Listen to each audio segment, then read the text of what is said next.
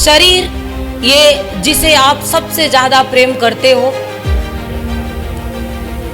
ये शरीर भी आपका अपना नहीं है, तो ये संसार का वैभव आपका कैसे हो सकता है? तनिक देर के लिए रुकते हैं, तनिक देर के लिए ठहरते हैं।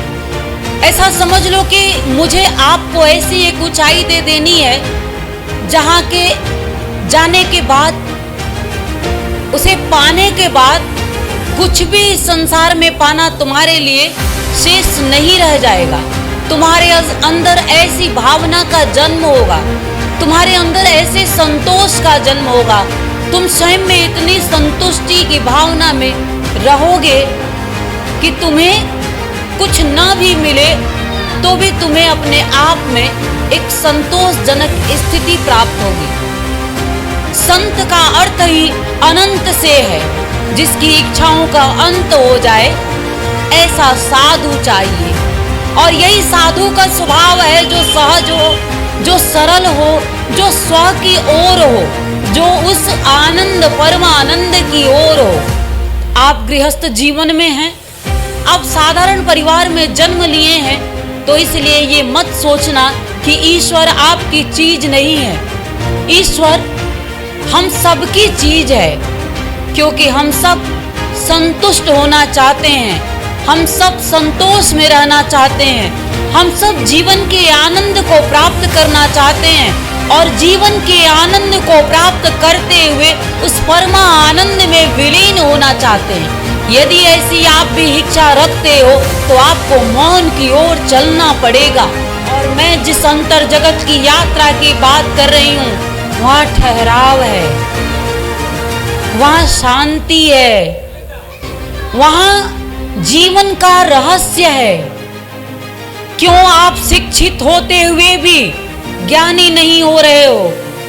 क्यों आप शिक्षा अर्जित करते हुए भी एक अधूरेपन में जी रहे हो? ज्ञान का अर्थ तो प्रकाश है, ज्ञान का अर्थ तो उस ब्रह्मानंद से है, और जब उस ब्रह्मानंद का परिचय ज्ञान से है, फिर आप पोथी पढ़ करके भी अधूरेपन का जीवन क्यों जी रहे हो?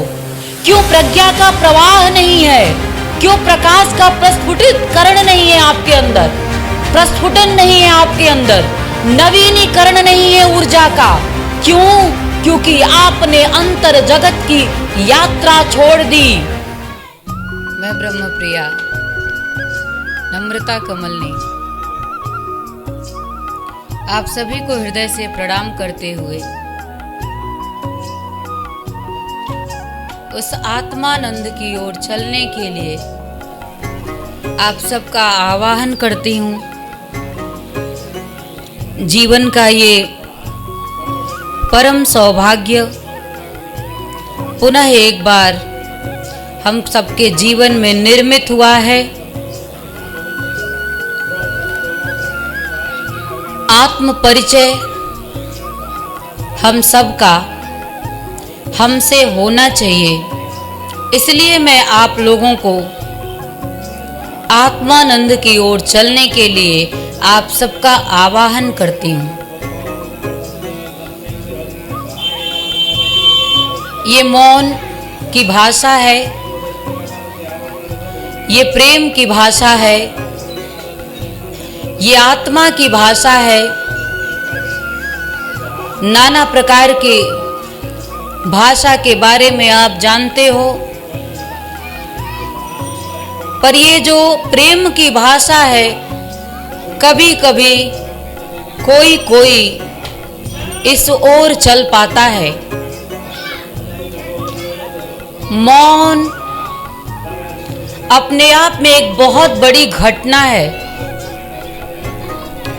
और आप सबसे निवेदन है, आंखें बंद करके मेरे साथ चलिए स्वयं की ओर चलते हैं। बाहर की इन आंखों से इस जगत को देख देख करके भी तुम संतुष्ट नहीं हो पाए,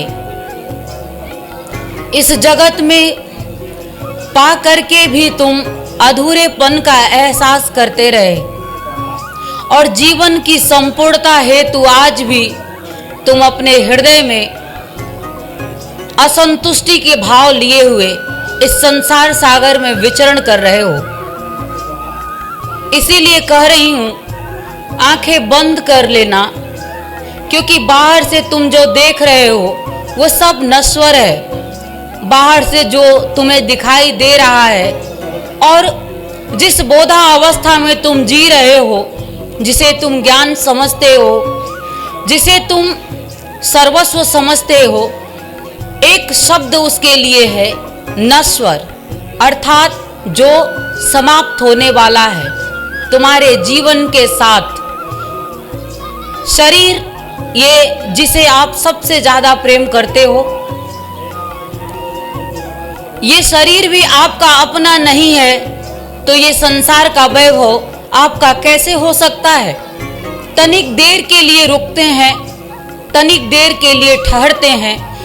ऐसा समझ लो कि मुझे आपको ऐसी एक ऊंचाई दे देनी है जहां के जाने के बाद, उसे पाने के बाद कुछ भी संसार में पाना तुम्हारे लिए शेष नहीं रह जाएगा। तुम्हारे अंदर ऐसी भावना का जन्म होगा, तुम्हारे अंदर ऐसे संतोष का जन्म होगा, तुम स्वयं में इतनी संतुष्टि की भावना में रहोगे कि तुम्हें कुछ ना भी मिले तो भी तुम्हें अपने आप में एक संतोषजनक स्थिति प्राप्त होगी। पर मेरी इन आंखों से देखते हुए चलो अंतर जगत की यात्रा पे उतरते हैं। कभी कभी कोई कोई उतर पाता है। साधु संत ऋषि मुनि महात्मा के लिए भी ये समय बड़ा ही दुर्लभ होता है। पर कभी कभी सामान्य जीवन में रहते हुए भी मीरा की तरह कभी कभी किसी में मौन घट जाता है। राधा अति सामान्य स्त्री, लेकिन प्रेम के माध्यम से साधु संत और ऋषि मुनि महात्माओं के लिए भी आज पूजनीय है। राधा के अंदर यही मौन घटा जिस मौन को मैं आपको देना चाहती हूं। मीरा के अंदर भी यही मौन घटा जिस मौन को मैं आपको देना चाहती हूं। साधु की दृष्टि यदि सिर्फ संसार की ओर होगा तो मौन कभी नहीं घटेगा। संत का अर्थ ही अनंत से है, जिसकी इच्छाओं का अंत हो जाए, ऐसा साधु चाहिए। और यही साधु का स्वभाव है, जो सहज हो, जो सरल हो, जो स्व की ओर हो, जो उस आनंद परमानंद की ओर हो। आप गृहस्थ जीवन में हैं, आप साधारण परिवार में जन्म लिए हैं, तो इसलिए ये मत सोचना कि ईश्वर आपकी चीज नहीं है। ईश्वर हम सबकी चीज है, क्योंकि हम सब संतुष्ट होना चाहते हैं, हम सब संतोष में रहना चाहते हैं, हम सब जीवन के आनंद को प्राप्त करना चाहते हैं और जीवन के आनंद को प्राप्त करते हुए उस परमा आनंद में विलीन होना चाहते हैं। यदि ऐसी आप भी इच्छा रखते हो तो आपको मौन की ओर चलना पड़ेगा। बाहर की ये भाषा और बाहर की ये वाणी बस थोड़े समय के लिए है, आपको चेतना के रूप में जागरण देने के लिए। लेकिन मेरी इस वाणी को यदि आप माध्यम बनाते हो तो आप अपने अंतर मन से धीरे धीरे जुड़ने लगोगे, और जब अंतर मन से आप जुड़ने लगोगे तो आपके जीवन का कल्याण वहीं से शुरू होगा। वहीं से आपके जीवन की यात्रा शुरू होगी। बाह्य जगत की यात्रा में आप निपुण हो, बाह्य जगत की यात्रा आपको आती है, लेकिन बाह्य जगत की यात्रा आपको नश्वरता की ओर ले जाती है। और मैं जिस अंतर जगत की यात्रा की बात कर रही हूं, वहां ठहराव है, वहां शांति है, वहां जीवन का रहस्य है। क्यों आप शिक्षित होते हुए भी ज्ञानी नहीं हो रहे हो? क्यों आप शिक्षा अर्जित करते हुए भी एक अधूरेपन में जी रहे हो? ज्ञान का अर्थ तो प्रकाश है, ज्ञान का अर्थ तो उस ब्रह्मानंद से है। और जब उस ब्रह्मानंद का परिचय ज्ञान से है, फिर आप पोथी पढ़ करके भी अधूरेपन का जीवन क्यों जी रहे हो? क्यों प्रज्ञा का प्रवाह नहीं है? क्यों प्रकाश का प्रस्फुटितकरण नहीं है आपके अंदर? प्रस्फुटन नहीं है आपके अंदर, नवीनीकरण नहीं है ऊर्जा का। क्यों? क्योंकि आपने अंतर जगत की यात्रा छोड़ दी, आपने एकांत में बैठना छोड़ दिया, आपने सिर्फ शास्त्रों से चुराना शुरू किया और शास्त्र से आपको हमेशा जागरण की स्थिति मिलती है, लेकिन शाश्वतता की स्थिति को प्राप्त करने के लिए आपको स्व की यात्रा पे चलना पड़ेगा। साधु संत ऋषि मुनि महात्मा उन सबसे भी निवेदन है, एकांत की स्थिति में आपको आने की अति आवश्यकता है। साधु का अर्थ ही एकांत है, संत का अर्थ ही एकांत है। स्व की संरचना के लिए हम इस सन्यास के पथ पे चलते थे। आप गृहस्थ हो या सन्यासी ये मायने नहीं रखता है, लेकिन आप प्रेमी हो या नहीं हो ये आपके जीवन के लिए बहुत बड़ा मायने रखता है।